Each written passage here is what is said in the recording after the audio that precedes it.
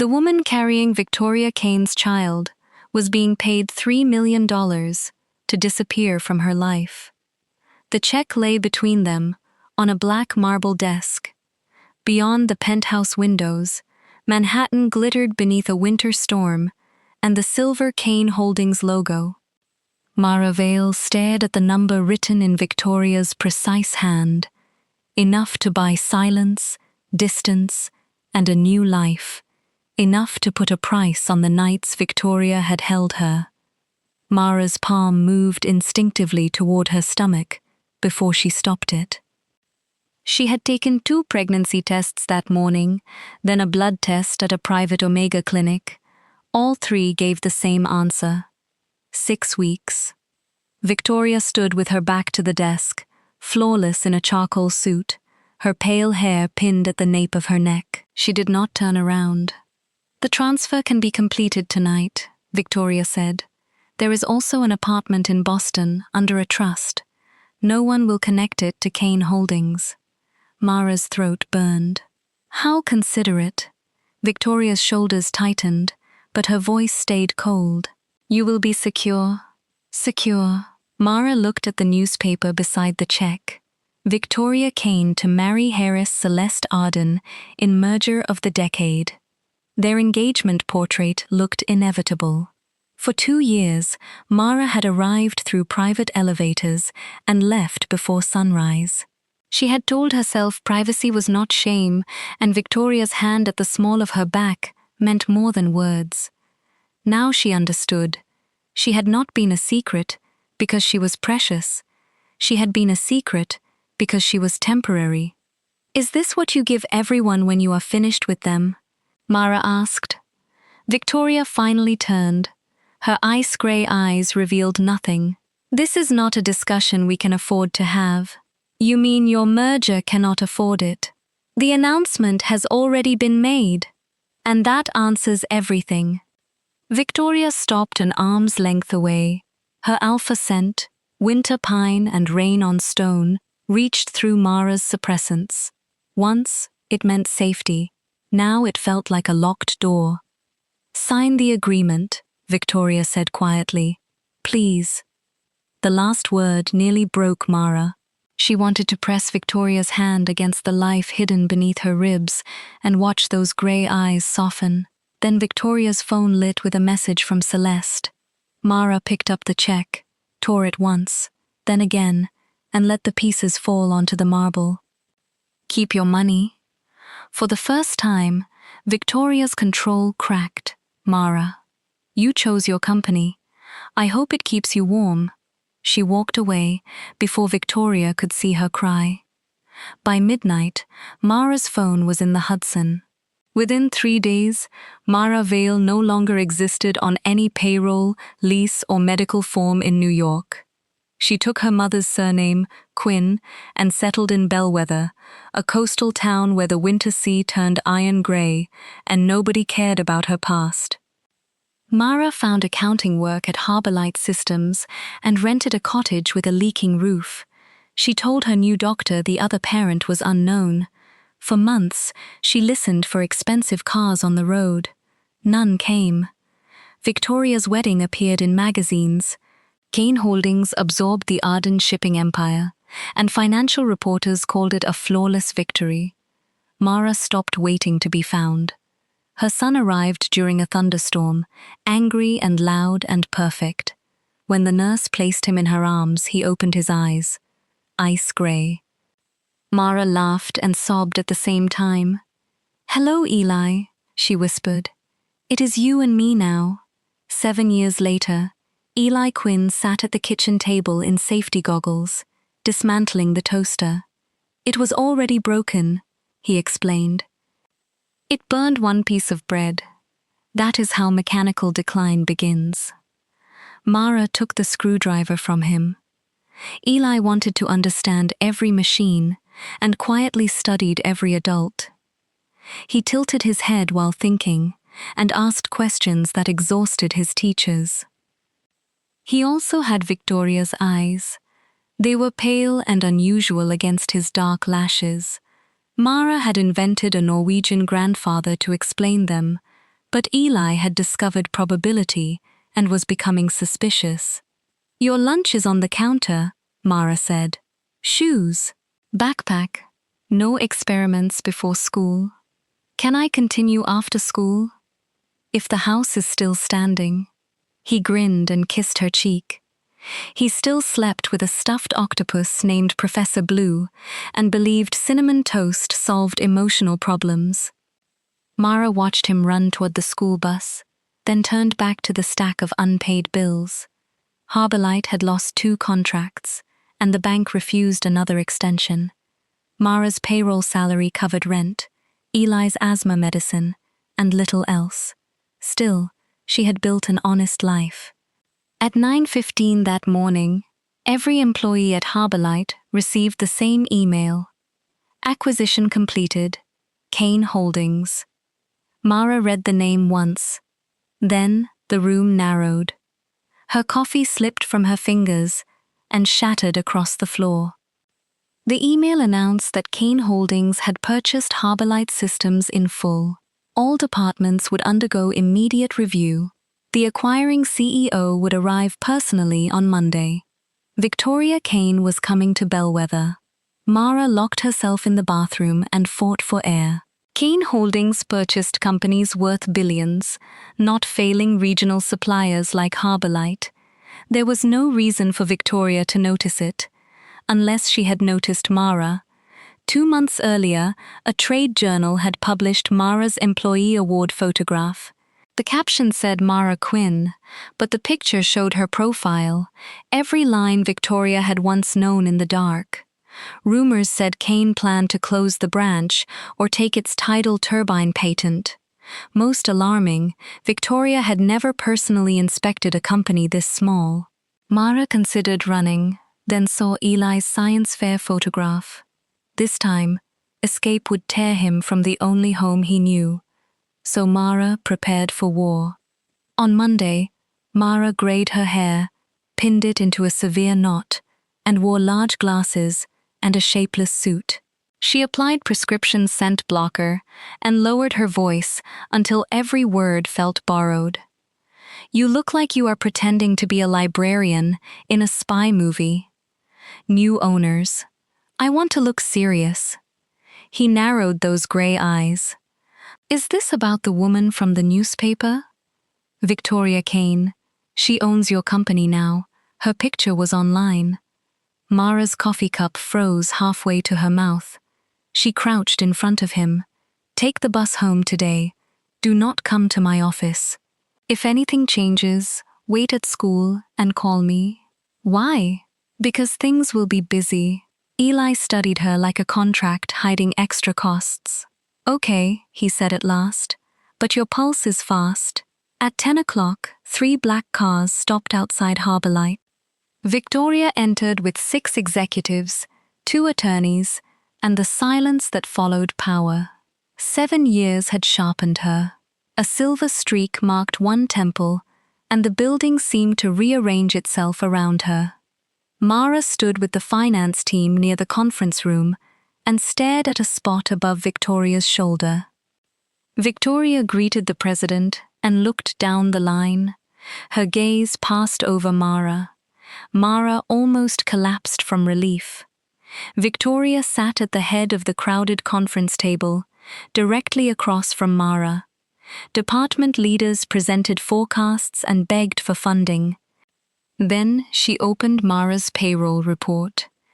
"Administrative costs are 18% above target," Victoria said. Mara kept her altered voice low. "Because Harbourlight maintains 2 service locations required under its defense contract." Victoria's eyes lifted. They rested on Mara for 1 second too long. "Your name?" "Mara Quinn." Silence. "Have we met, Ms. Quinn?" "No." The lie tasted like metal. Victoria continued turning pages, but her attention no longer seemed fixed on the report. "The acquisition plan eliminates redundant accounting roles. Your division will be reduced from 12 employees to 4. Panic moved through the room. 4 employees could not process payroll for the expanded company, and Mara knew who would be blamed when payments failed. She forgot to be afraid. "That will not work," she said. Victoria leaned back. "It is not a proposal." "Then it is a mistake." Every head turned toward Mara. She walked Victoria through the contract requirements and penalties. Victoria challenged every assumption. Mara answered with the old rhythm, sharp and fast, nearly finishing Victoria's calculations. Victoria's stare became more focused. "Your salary is also above the regional range," she said. "A 20% adjustment may be necessary." Mara pictured Eli's inhaler, the overdue electricity notice, and his patched winter boots. "You cannot cut my salary," she said. "My son depends on me." Fear pulled the disguise from her voice. The last word emerged in Mara's natural tone, soft and clear and painfully familiar. Victoria stopped breathing. The room disappeared from her face. The board papers slid from her hand. "Mara?" No one moved. Mara's chair struck the wall. She left her bag, coat, and 7 years of careful work behind, and ran. Behind her, Victoria called her name again. Mara drove toward Bellwether Elementary with one thought: get Eli. She did not notice the black car 3 vehicles behind her until she turned onto the school road.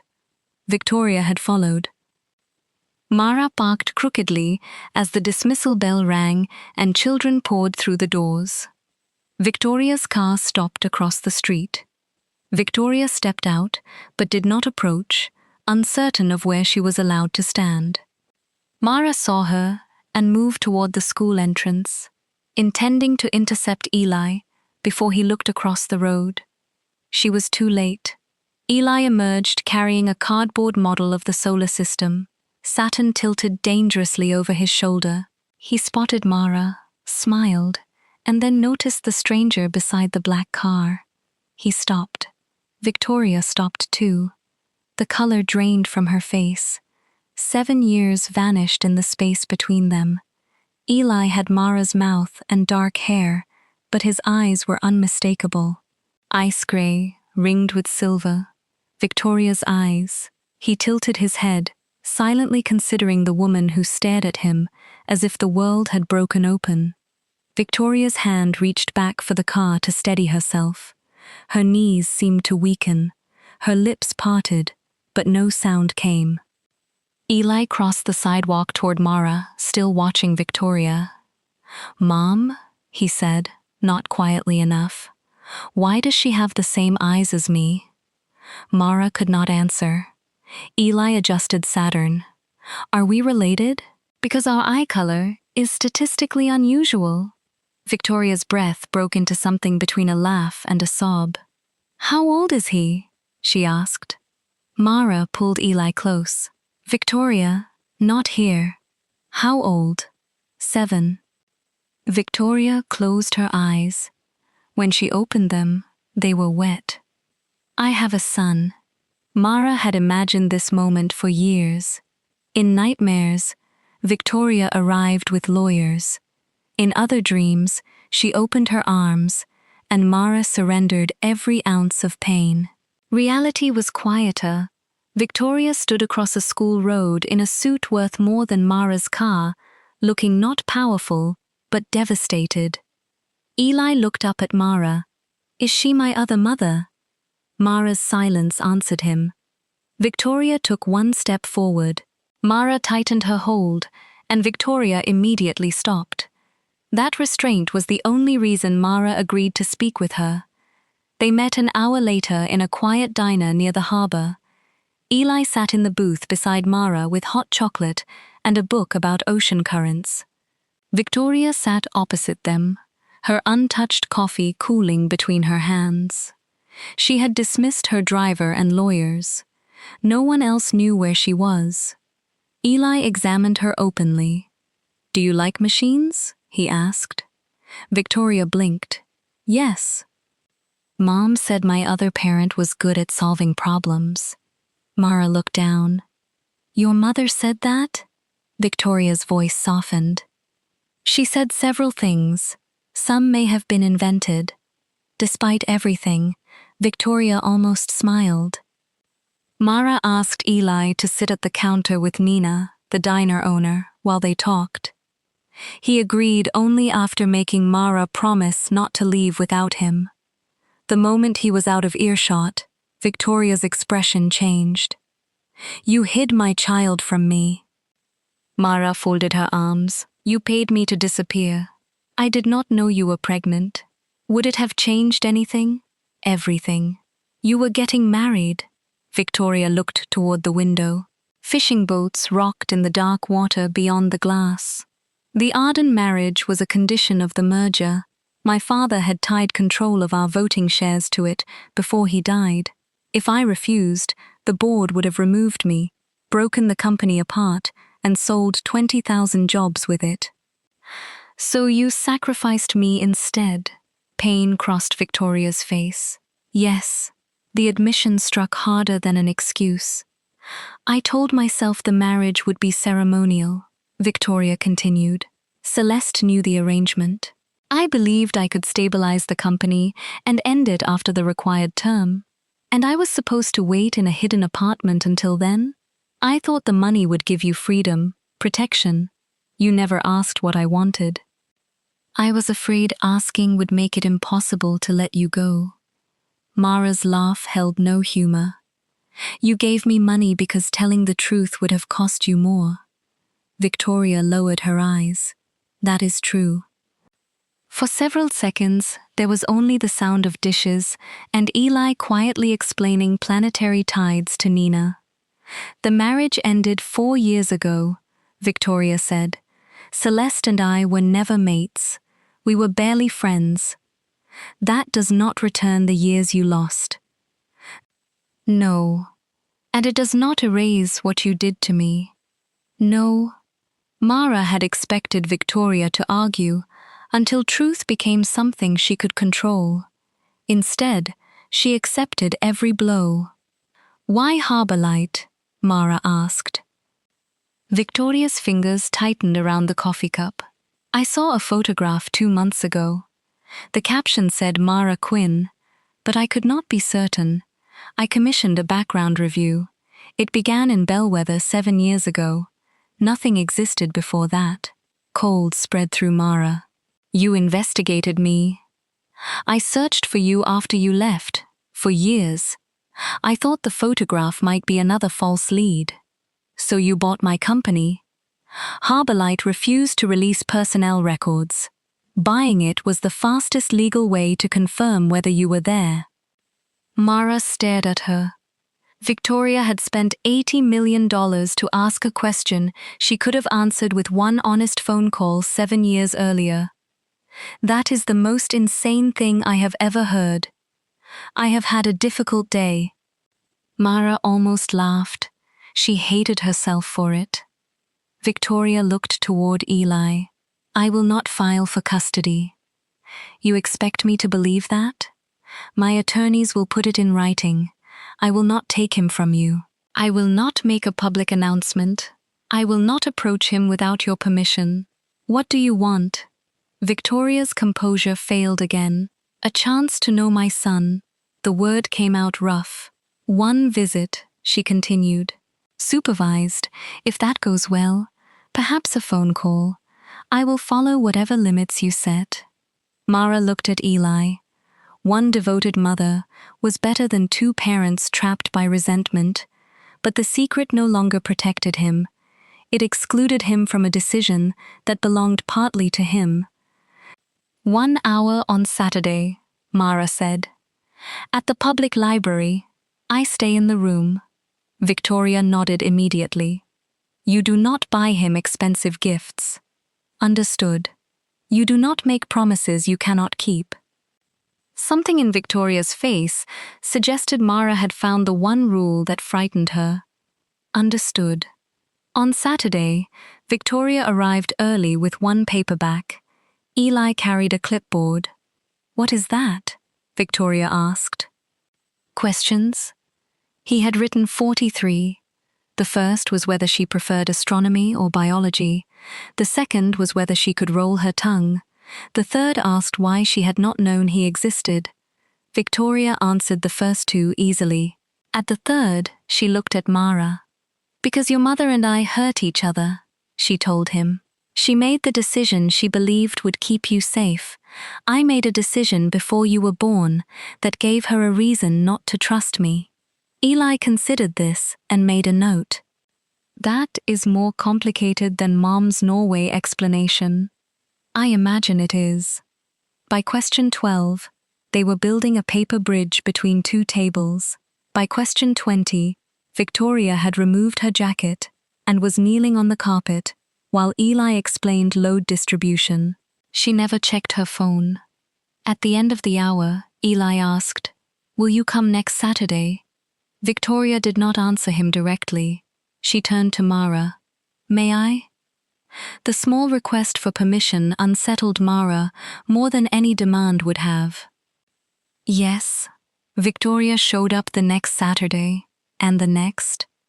She learned that Eli hated bananas, loved weather systems, and went silent when fearing disappointment.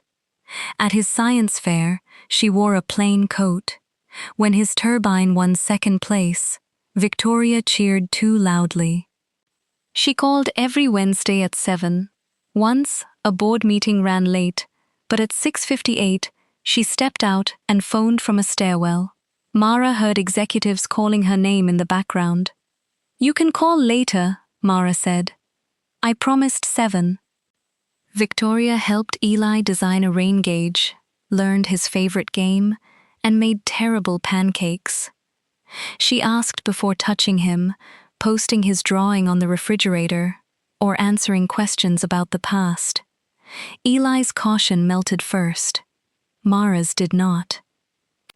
Harbor Light's layoffs were cancelled. Eli's school received an anonymous technology grant. A contractor repaired the cottage roof, claiming the landlord had found extra money. Mara confronted Victoria after the third coincidence. "Stop arranging my life." Victoria stood on the porch, rain silvering her hair. The roof was unsafe. "It was mine to fix." "You are right. Do not say that just to end the argument. I am saying it because I keep confusing care with control." Mara had no response to that. The next week, Victoria handed her a folder. "What is this?" "A list of things I would like to pay for regarding Eli. Medical insurance, education, and half of his ordinary expenses. Nothing has been changed. You may approve, reject, or revise each item." Mara looked at the neat checkboxes beside every proposal. "You made me a permission form.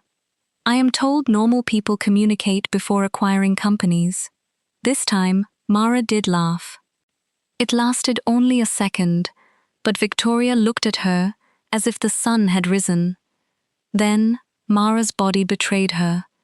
Years of heavy suppressant use had damaged her hormonal regulation. The blockers she used before Victoria's arrival pushed an already fragile system too far.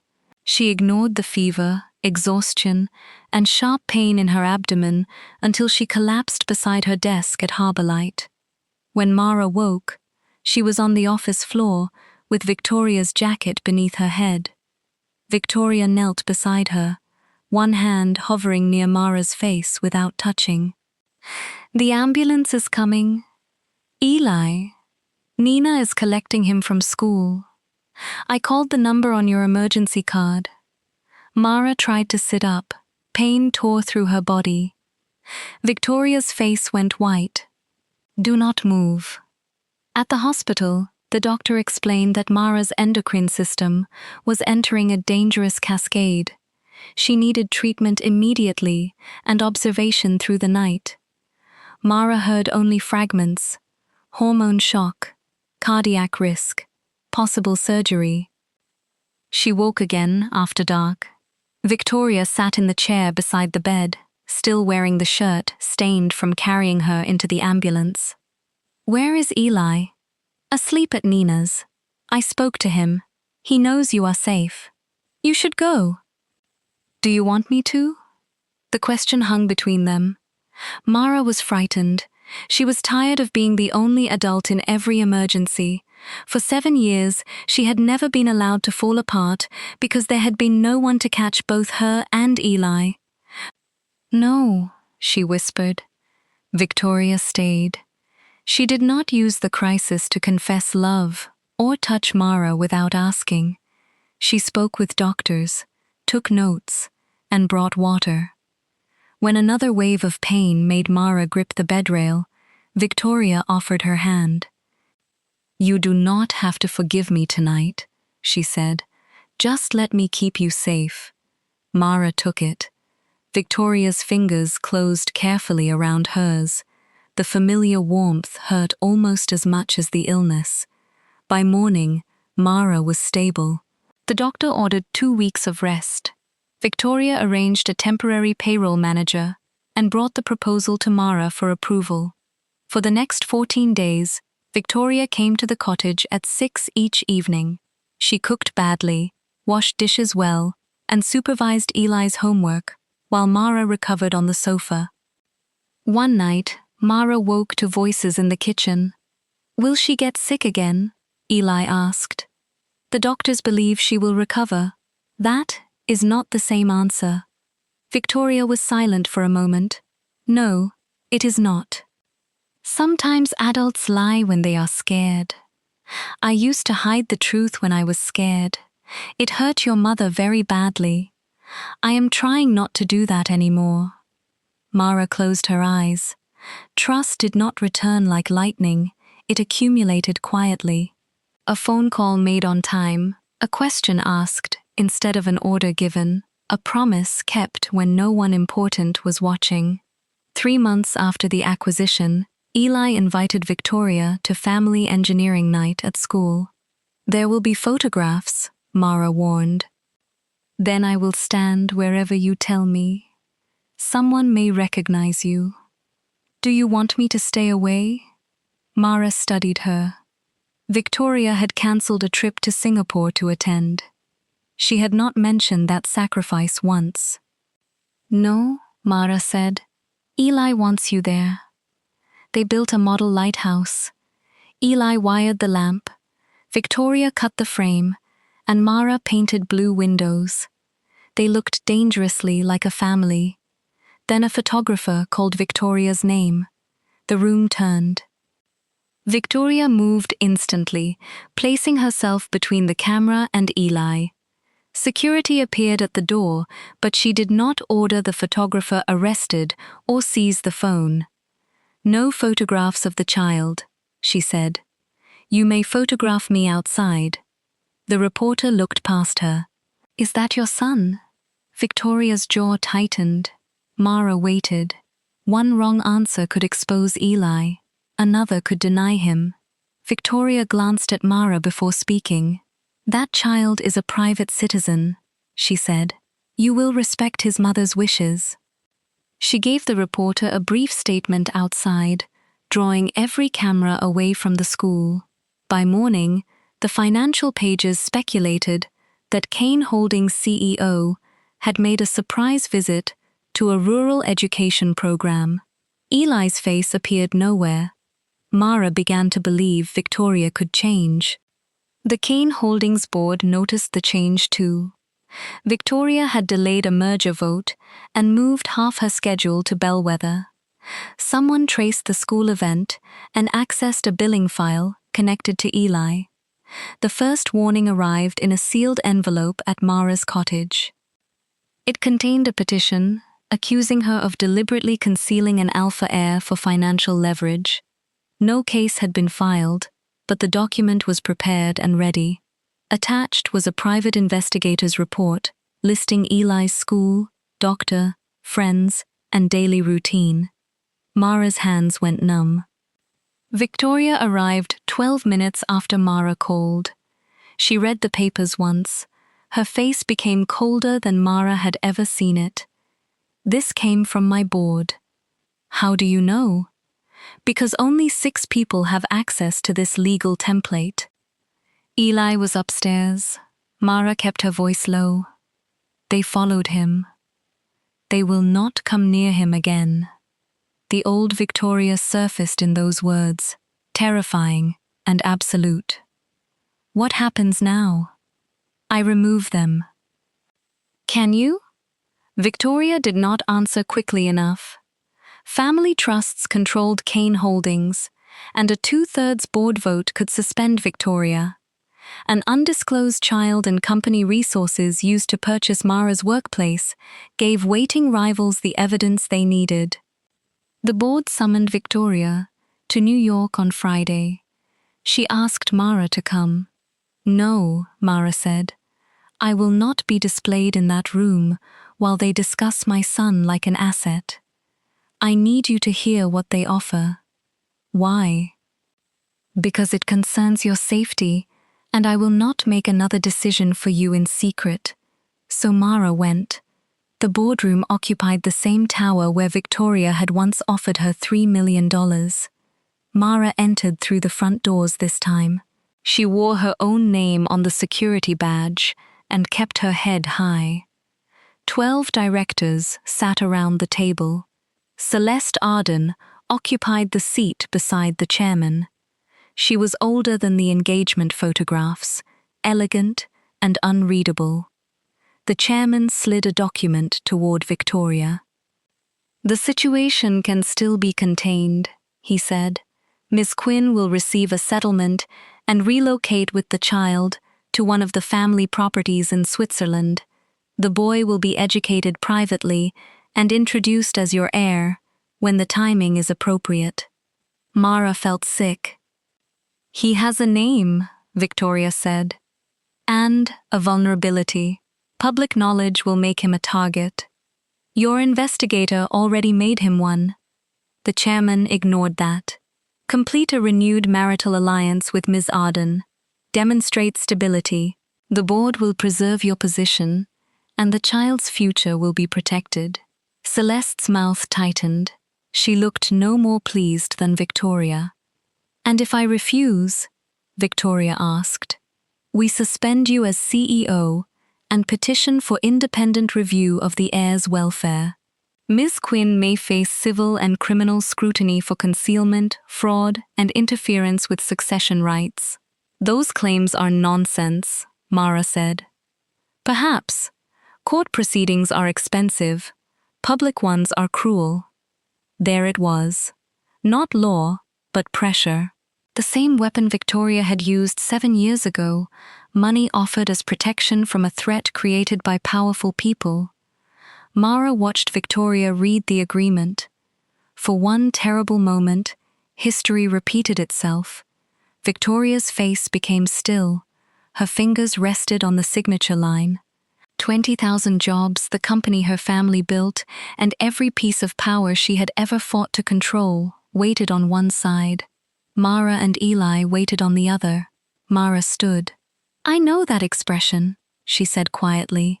You are calculating what you can lose. Victoria looked up. You do not have to calculate me this time, Mara continued. Eli and I survived before. We will survive again. She meant it as mercy. Victoria heard it as goodbye. She pushed the agreement away. No, the chairman frowned. Consider carefully. I have spent 7 years considering the cost of the last time I sat in this building and chose Kane Holdings over Mara. Victoria rose. She did not look at the board. She looked only at Mara. I will not do it again. The chairman called for an immediate suspension vote. Celeste stood before anyone could respond.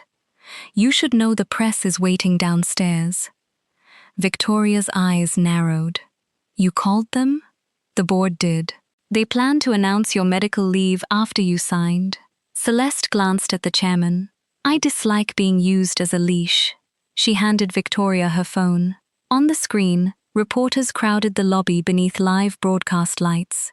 Victoria could leave through the private garage. The board expected her to. Silence would let them shape the story, hide Eli, and turn Mara into a scandal. Instead, Victoria reached for Mara's hand, then paused. "May I?" Mara looked at the woman who once had not asked. Then she placed her hand in Victoria's. They walked downstairs together. The lobby erupted when Victoria appeared. Questions struck from every direction. Was she being removed? Had Kane Holdings concealed a succession crisis? Did she have an illegitimate heir? Was Mara a former employee? Had company money purchased her silence? Victoria stepped to the microphones. "My name is Victoria Kane. 7 years ago, I failed the woman I loved because I believed protecting my company justified sacrificing the truth. I was wrong." The lobby fell silent. "Mara Quinn is not an employee who exploited me. She is not a threat to Kane Holdings, and she will not be paid to disappear. She is the mother of my son." Camera shutters exploded. Victoria tightened her hold on Mara's hand.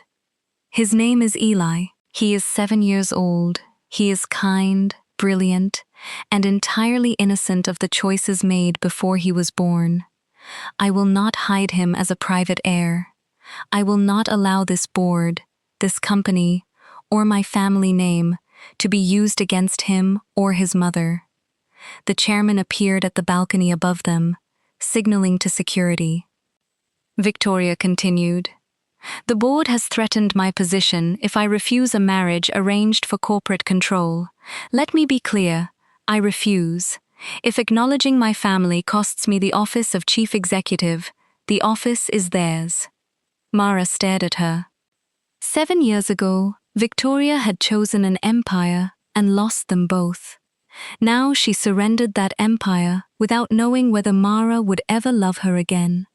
For the first time, Mara understood the difference between the woman who had once loved her in secret and the woman standing beside her now.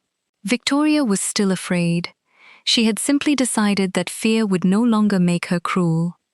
"But any attempt to intimidate Mara or investigate my son will be answered publicly and in court," Victoria said. "Every document has been provided to independent counsel. Every threat will be disclosed." Celeste stepped beside the microphones. "As trustee of the Arden voting shares, I support an investigation into the board's conduct." Reporters began shouting again.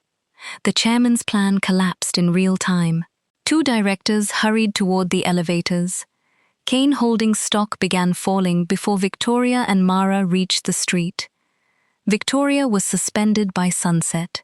She returned to Bellwether that night. Mara found her sitting on the cottage steps beneath the porch light. For the first time since Mara had known her, Victoria had no driver, no security team, and no office waiting for her command. Eli was asleep upstairs. Mara sat beside her. "The board may reinstate me," Victoria said. "Celeste has enough votes to force an inquiry. And if they do not, then I will find other work." Mara smiled faintly. "You have very limited experience with interviews. I purchased the last place I wanted to enter. That approach may narrow your options." For a moment, they listened to the sea. "I did not make that announcement to earn you back," Victoria said. "I need you to know that." "Why did you make it?" "Because Eli should never believe he was something I agreed to hide. And because you were right. Love that exists only when it is convenient is not love. It is possession." Mara looked at her hands. "I loved you," she said. "I think part of me kept loving you, which made hating you easier, but I cannot return to what we were." "I am not asking you to return to the woman I was," Victoria's voice trembled. "I am asking whether the woman I am becoming can stay."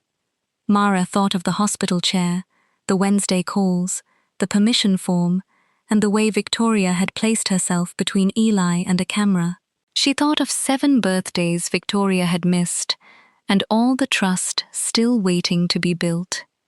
"You can stay," Mara said, "but you keep earning it." Victoria closed her eyes as relief moved across her face. The front door creaked. Eli stood in his pajamas, holding Professor Blue beneath one arm. He looked from Mara to Victoria. "Were you having an important emotional conversation without me?" "You were asleep," Mara said. "I woke up." He came down the steps and squeezed between them. Then he took one of Mara's hands and one of Victoria's. "Good," he said, "because having two mothers is more efficient." Victoria laughed, and this time the sound came easily. 4 months later, an independent investigation removed 3 Kane Holdings directors for misconduct. Victoria was offered her position back.